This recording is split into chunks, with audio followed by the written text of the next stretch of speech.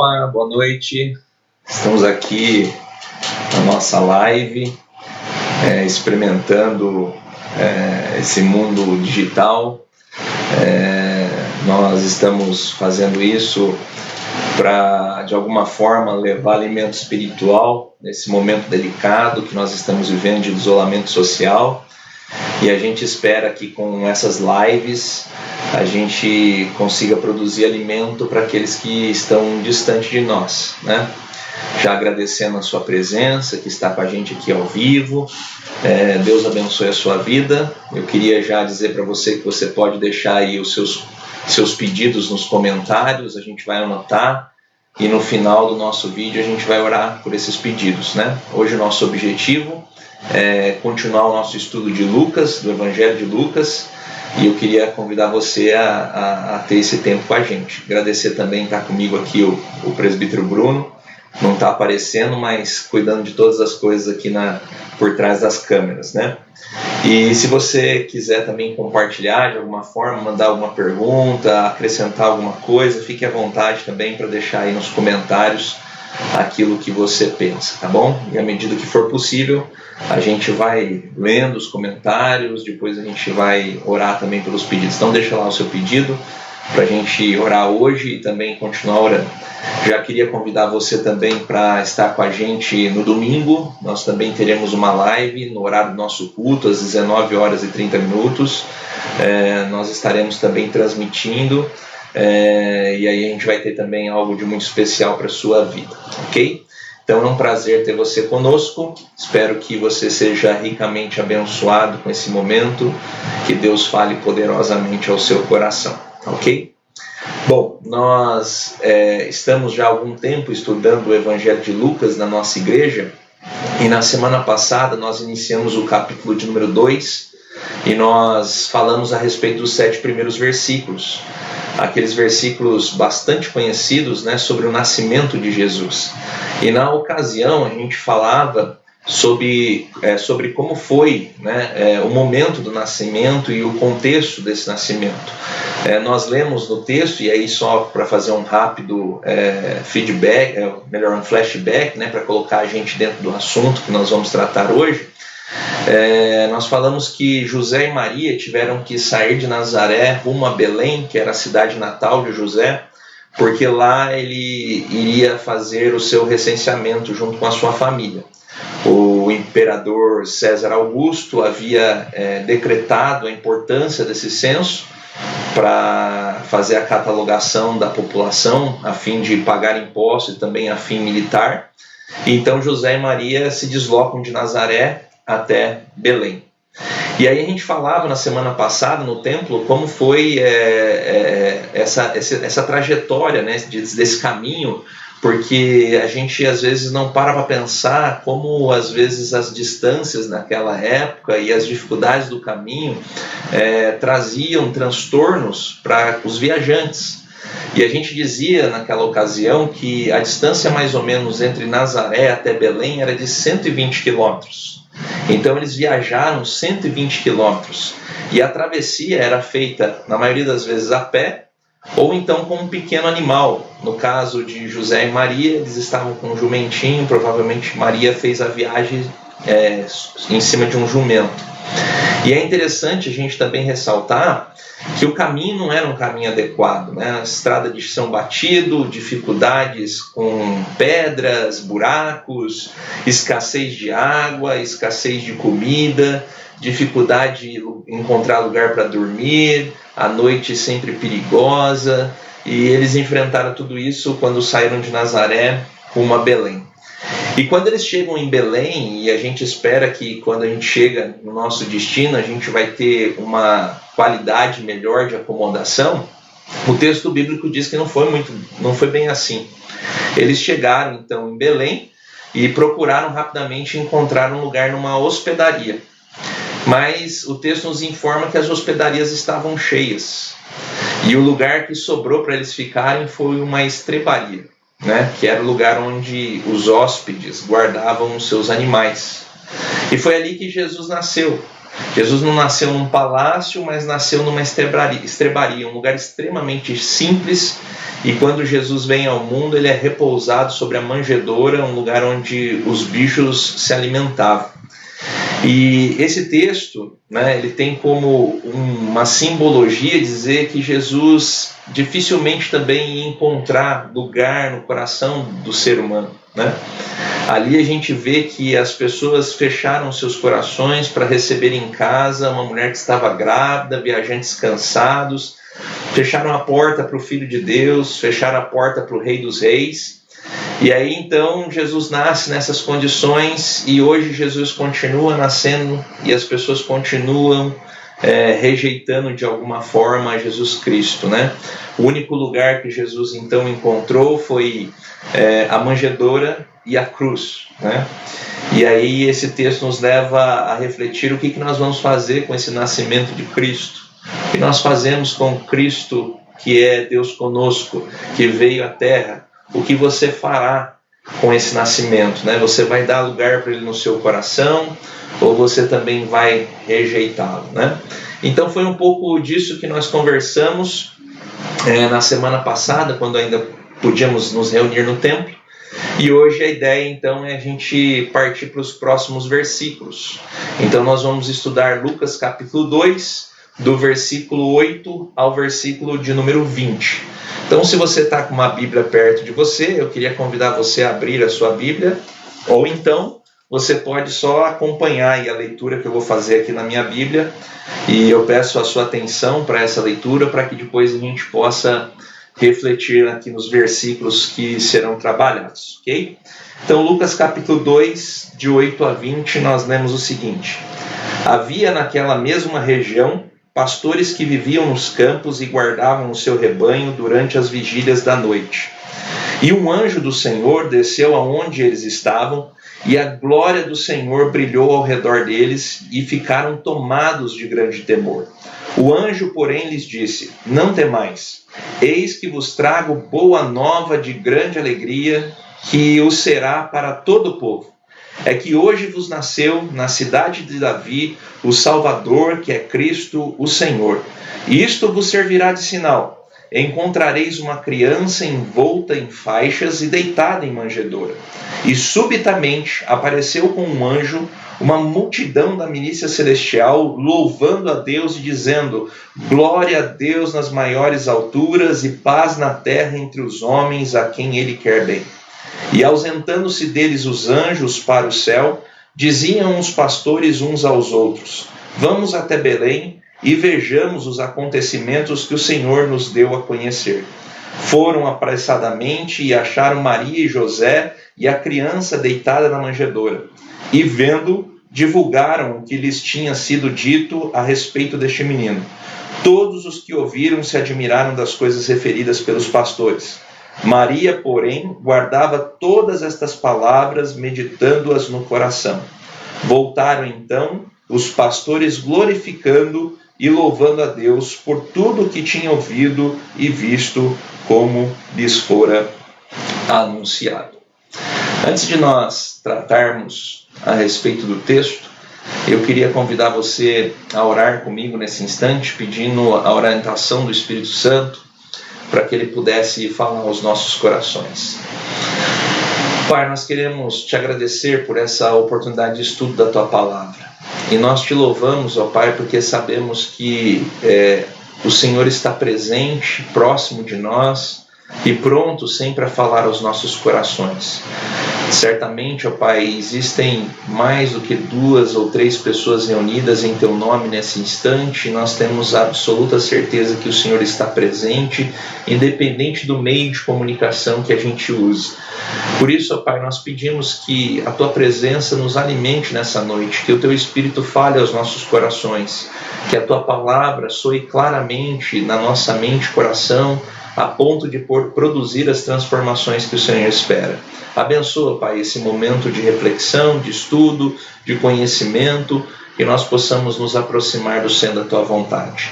Essa é a nossa oração, no nome de Jesus. Amém. Queria tirar algumas lições do texto que nós acabamos de ler, E a primeira lição que eu queria trazer nesse instante, e a primeira reflexão que eu gostaria de produzir, é que quando nós começamos a ler esses versículos de 8 a 10, principalmente no versículo 8, a gente percebe que chegou a vez de pessoas humildes conhecerem as coisas de Deus. É interessante que no capítulo 1, versículo 52, no Cântico de Maria, Maria diz que Deus veio e então tiraria os poderosos do trono e exaltaria os humildes. E eu quero chamar a sua atenção para algo que está logo no começo do texto. A mensagem angelical, a primeira proclamação do nascimento de Cristo, não aconteceu para as elites religiosas, não aconteceu nos palácios mais chiques, mas aconteceu para um povo que naquela época era marginalizado. A Bíblia diz que o anjo veio até os pastores, desceu até onde os pastores estavam, e então compartilhou, proclamou, anunciou o nascimento de Cristo, o Salvador. Os pastores naquela época não eram muito bem vistos. Os historiadores nos dizem que era uma classe de pessoas extremamente marginalizadas. Por exemplo, os fariseus acreditavam ser os pastores pessoas imundas, pessoas comparadas aos ladrões, pessoas que muitas vezes não eram vistas com bons olhos. Tanto é que alguns historiadores dizem que no momento de tribunal, quando se estava julgando alguma causa, não era-se digno chamar um pastor para ser uma testemunha, tamanho o desprestígio que essa classe tinha para com a sociedade da sua época. E veja a curiosidade, os pastores que estavam cuidando das ovelhas, dos cordeiros dos campos, agora aqueles que recebem de maneira primária, em primeira mão, a mensagem do nascimento de Cristo, o Cordeiro de Deus que tira o pecado do mundo. Que ensinamentos nós podemos tirar disso, É já o começo do Evangelho invertendo a ordem das coisas desse mundo. Jesus não nasce num palácio e a primeira proclamação não é feita para a elite religiosa da época, como havia acontecido por muitos anos. Jesus vem de maneira simples e toca, a princípio, no começo, no coração das pessoas simples e humildes. Traz à luz, traz à tona aqueles que estavam marginalizados, insere eles no reino de Deus. Eu queria dizer para você que não importa quão simples você seja, Deus é presente e a sua palavra é para você também. Deus nos insere no contexto do seu reino. Nós não precisamos fazer parte de uma elite, nós não precisamos ter poder, nós não precisamos contar com algum privilégio desse mundo para que o reino de Deus, para que a mensagem de Deus alcance a nossa vida. Deus nos alcança com a sua palavra, ainda que nós sejamos pessoas simples, pessoas humildes. Deus desce aonde está o humilde, aonde está a pessoa simples. E eu queria que você refletisse nisso, na importância, de Deus vindo até nós. De fato, Deus inverte a lógica desse mundo. Ele se comunica a sua mensagem com as pessoas que de fato precisam ouvir, com aqueles que são doentes. Deus não se esquece de nós. Deus tem sempre um plano maravilhoso para a nossa vida. Reflita um pouco nisso, pense nisso, pense como isso traz alegria ao nosso coração, como Deus está preocupado conosco. Somos pessoas às vezes desconhecidas, não somos famosos, talvez não gozamos de algum poder, algum status, mas isso pouco importa no reino de Deus, porque Deus é aquele que exalta o humilde e derruba os poderosos. Que Deus fale poderosamente sempre ao seu coração com essa mensagem salvadora. Mas queria ainda deixar uma segunda reflexão, uma segunda verdade que merece destaque quando a gente olha para o texto. Versículo de 9 a 12 fala um pouco a respeito dessa mensagem maravilhosa que foi produzida pelo anjo. Diz então que o anjo desceu e comunicou o nascimento de Jesus, Salvador, né, na cidade de Davi.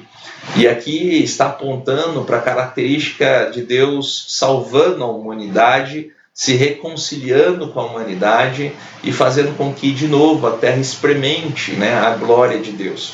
Perceba que não é só a presença do anjo que aparece nesse texto, mas diz o texto que a glória do Senhor cerca os pastores. E a glória do Senhor, nessa passagem, representa a presença de Deus. Por isso, o conteúdo da mensagem não vem desacompanhado da presença daquele que vai cumprir a mensagem.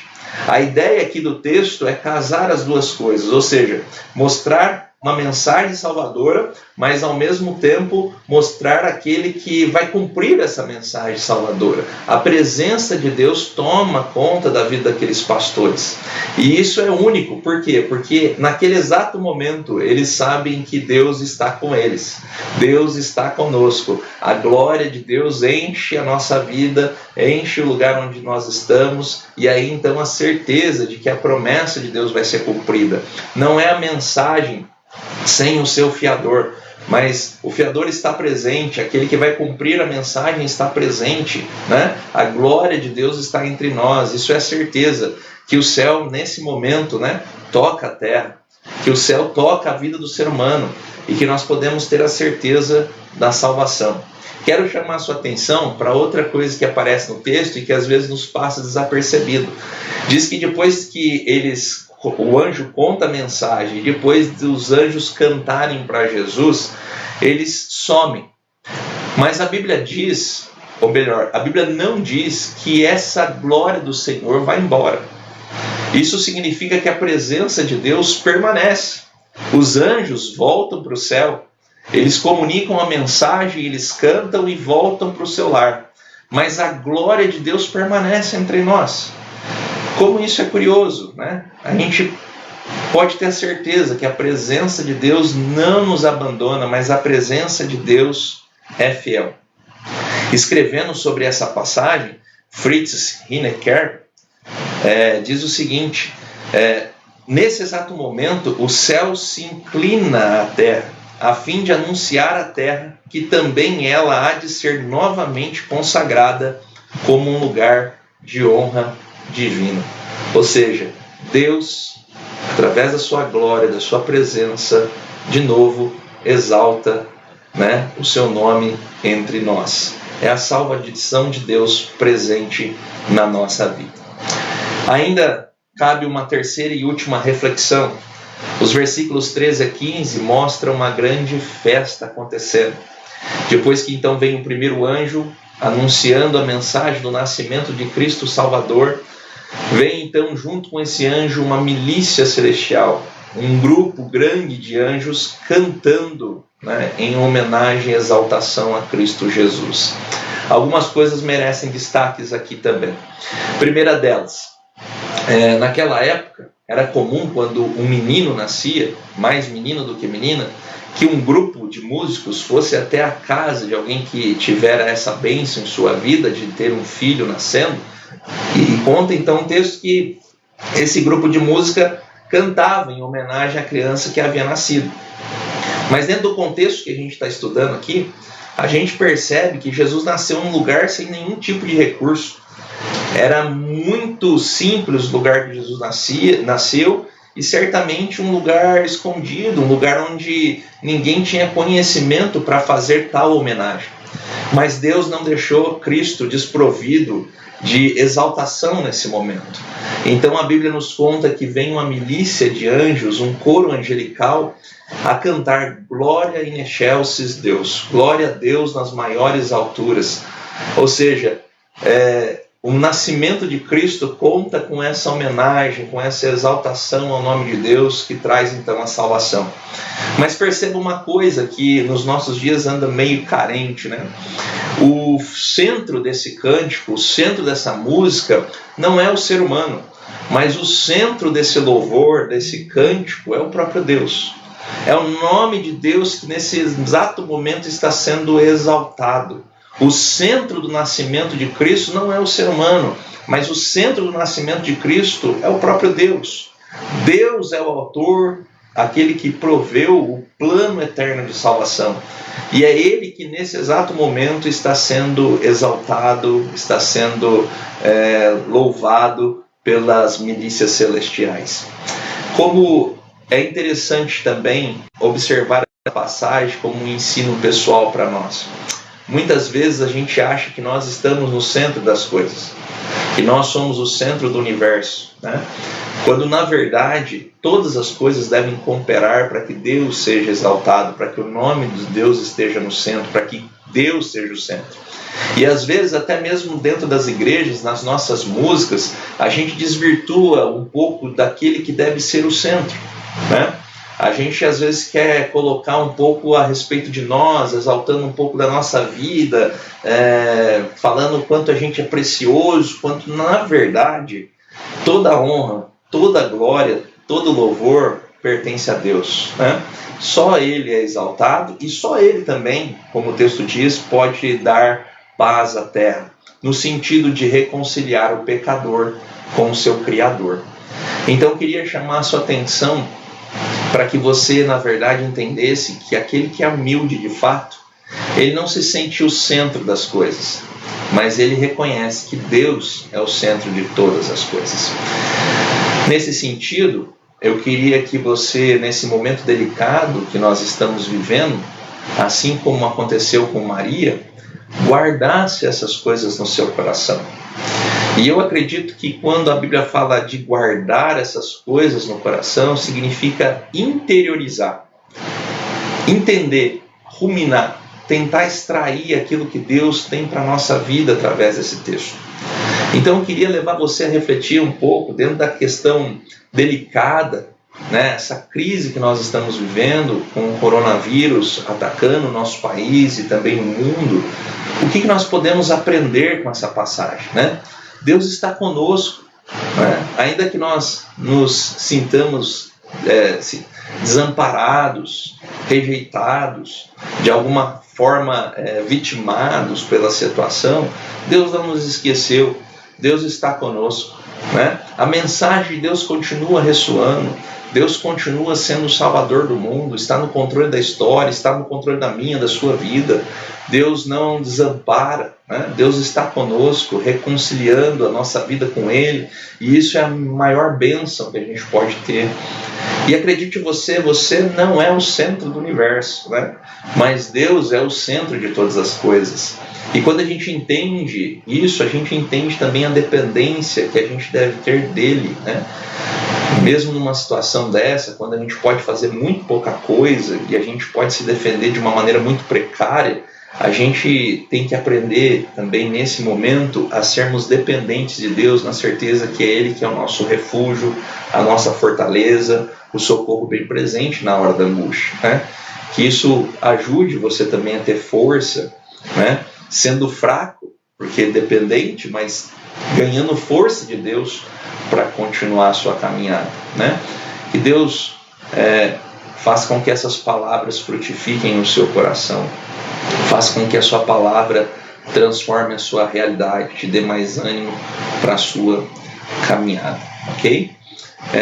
Eu queria mais uma vez orar pela sua vida, orar por você, e ainda convido você a continuar deixando os seus pedidos nos comentários, para que, se a gente não conseguir ver agora, futuramente a gente também possa orar. Como igreja também, esses pedidos serão passados no grupo da igreja.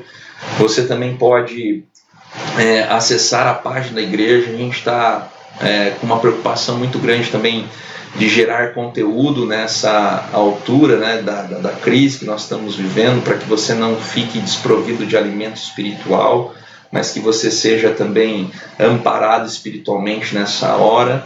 E nós temos aí também a nossa página de Facebook. Você pode mandar mensagem para a gente quando você quiser, será sempre muito bem recebido e a gente vai procurar dar a atenção necessária.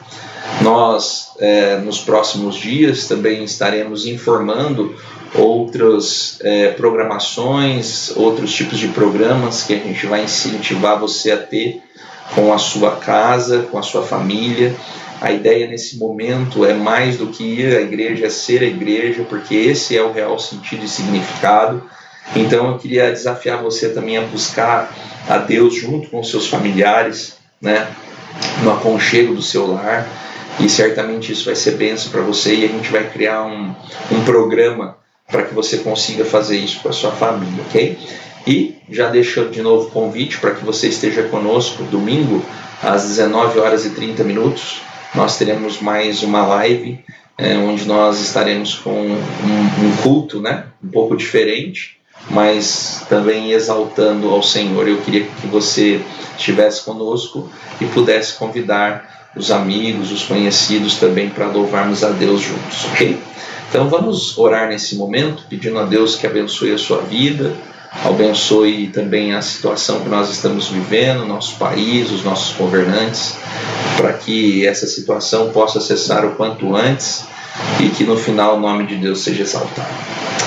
Pai, nós te louvamos, porque sabemos que o Senhor permanece no controle de todas as coisas. E nós te agradecemos, ó Pai, porque o teu plano eterno continua a se cumprir na nossa vida. Nós cremos que o Senhor está no controle da história, da nossa vida, da nossa existência, e que apesar, ó Pai, da nossa falibilidade, o Senhor tem demonstrado o teu grande amor e graça pela nossa vida. Por isso nós pedimos, ó Pai, que essa glória que preencheu o coração daqueles pastores naquele dia do nascimento de Cristo, encha também o coração daqueles que estão nos ouvindo, o nosso coração, para que nós possamos sentir a tua presença real nesse momento de crise que nós estamos vivendo, Pai. Alcança também aqueles que estão precisando da tua ajuda, do teu auxílio, que se sentem fragilizados, que estão com seus corações angustiados, aflitos, que passam, Senhor, por problemas de diferentes ordens, seja na questão de relacionamentos, questão da saúde, questão profissional, financeira, questão espiritual, emocional, que o Senhor esteja olhando para a vida de cada um com cuidado, com carinho e realizando também a tua vontade, que é sempre boa, perfeita e agradável para nós, ó Pai.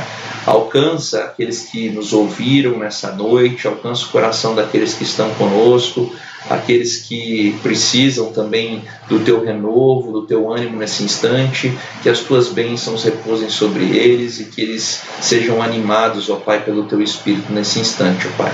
Também intercedemos e clamamos nessa hora pelo nosso país. O Senhor sabe das dificuldades que nós estamos enfrentando. O Senhor sabe, ó Pai, dos problemas que estão no horizonte. Mas nós cremos, ó Pai, que o Senhor tem a melhor solução para a nossa nação. Por isso nós intercedemos para que o Senhor venha com a tua graça, com a tua glória, nos ajudar nesse momento difícil. E que nós possamos ser fortes e corajosos para enfrentarmos, ó Pai, os jordões que se apresentam diante de nós. Clamamos também pelos nossos governantes, que eles tenham inteligência e sabedoria nesse instante, ó Pai. Que eles possam serem guiados pelo Senhor nessa hora. E que de fato, ó Pai, eles possam fazer não a vontade pessoal, mas a vontade que está no teu coração. O Senhor sabe, ó Pai, das necessidades do nosso povo. Sabe das dificuldades que nós temos enfrentado. Por isso que haja amor no coração dos nossos governantes, para que eles possam, de fato, fazer aquilo que é melhor para a nossa nação. Toca, Senhor, no coração deles, e que eles possam, nesse momento de sofrimento da nossa nação, não governarem para si mesmo, mas governarem, ó Pai, em benefício do povo. Abençoa, Pai, a nossa vida, que a tua graça esteja sobre nós, que a tua graça esteja sobre as nossas famílias, e que o Senhor cuide, ó Pai, afastando de nós todos os males. Guarde também, ó Senhor, a nossa mente e coração das investidas do maligno, para que possamos estar sempre firmes nos teus caminhos.